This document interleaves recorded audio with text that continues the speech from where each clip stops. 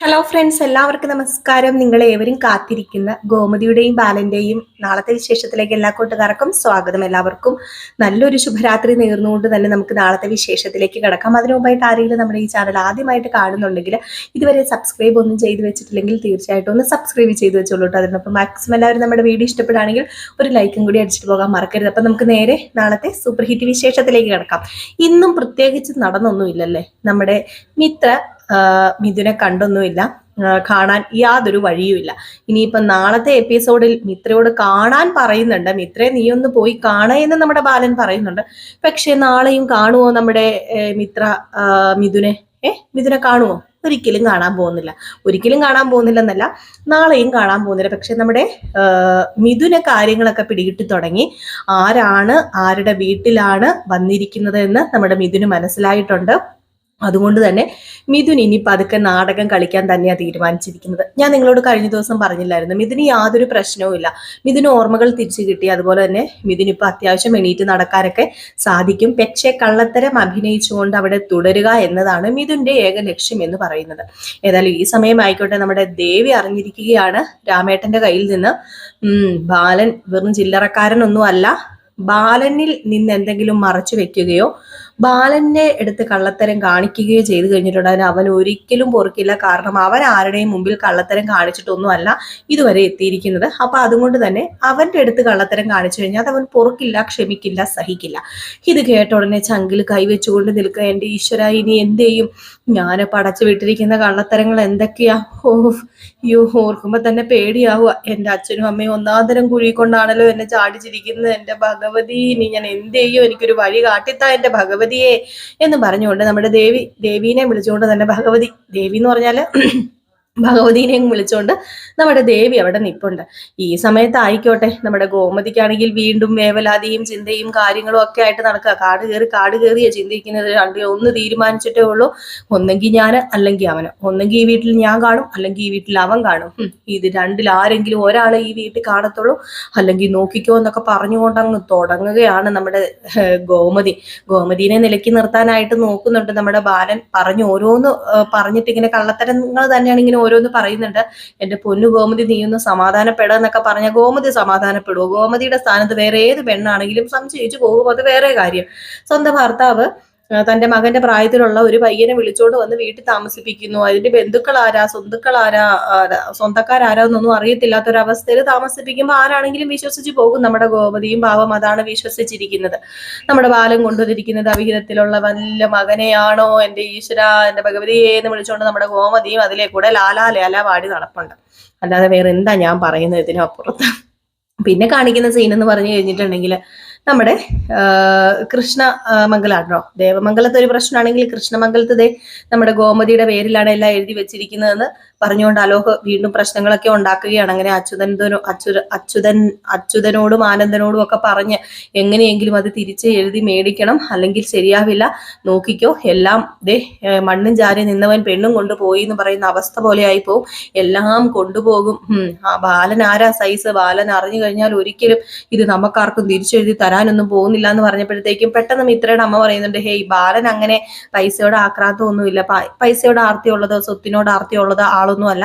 അല്ലെങ്കിൽ ഒരിക്കലും ഇവിടെ നിന്ന് കൃഷ്ണമംഗലത്ത് നിന്ന് ഒരു സ്വത്ത് അങ്ങോട്ടേക്ക് കൊണ്ടുവരാൻ ബാലൻ സമ്മതിക്കില്ല. ഇതിപ്പം ഡയറക്റ്റ് ആയിട്ട് പറഞ്ഞാൽ തന്നെ ബാലൻ എഴുതി തരാനാണ് ചാൻസ് കൂടുതൽ എന്ന് പറഞ്ഞപ്പോൾ അലോഹ് ദേഷ്യപ്പെടുകയാണ്. പിന്നെ ബാലൻ, അയാളാരാ സാധനം എനിക്ക് നന്നായിട്ട് അറിയാം. അയാള് ഇപ്പം ഇത് അപ്പച്ചിയുടെ പേരിലാണ് ഈ സ്വത്തെന്ന് അറിഞ്ഞു കഴിഞ്ഞിട്ടുണ്ടെങ്കിൽ അയാളായിരിക്കും ഫ്രണ്ടിൽ വന്ന് നിന്നിട്ട് നമ്മളോട് മത്സരിക്കാൻ പോകുന്നത്. ഇത് അവരെ കൊണ്ട് അറിഞ്ഞ് നമുക്ക് ചെയ്യിപ്പിക്കാൻ പറ്റത്തില്ല, അതെനിക്ക് ഉറപ്പാ. അപ്പച്ചിയും അതുപോലെ തന്നെ ആര്യനും മിത്രയും ബാലനും ഒന്നും സമ്മതിക്കാൻ പോകുന്നില്ല. ഒരിക്കലും ഈ സ്വത്ത് തിരിച്ചെഴുതി തരാനും പോകുന്നില്ല, അത് ഉറപ്പായ കാര്യം തന്നെയാണ് എന്ന് പറഞ്ഞുകൊണ്ട് അലോഹ് ഇങ്ങനെ തർക്കിക്കുകയാണ്. അപ്പോഴത്തേക്കും അലോഹിനോട് പറയുന്നുണ്ട് കേട്ടോ, അച്യുതനൊക്കെ പറയുന്നുണ്ട്, എടാ നീ സമാധാനമായിട്ടിരിക്കും, നീ എന്തിനാ വെപ്രാളപ്പെടുന്നത്? നമുക്ക് എന്താണെന്ന് വെച്ചാൽ ചെയ്യാം. കാർന്നോമാര് ഓരോന്ന് ഉണ്ടാക്കി വെച്ച് കഴിഞ്ഞിട്ടുണ്ടെങ്കിൽ പിന്നെ മക്കളല്ലേ അനുഭവിക്കുന്നത്.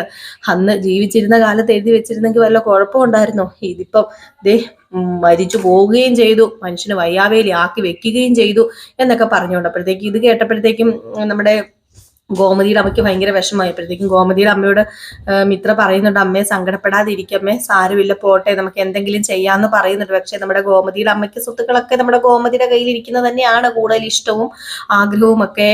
അലോഹിന്റെ കയ്യിൽ കിട്ടിക്കഴിഞ്ഞിട്ടുണ്ടെങ്കിൽ ഈ സ്വത്തൊക്കെ മിക്കവാറും തലമറിഞ്ഞു പോകുകയുള്ളൂ എന്ന് നന്നായിട്ട് നമ്മുടെ ഗോമതിയുടെ അമ്മയ്ക്ക് അറിയുകയും ചെയ്യാം.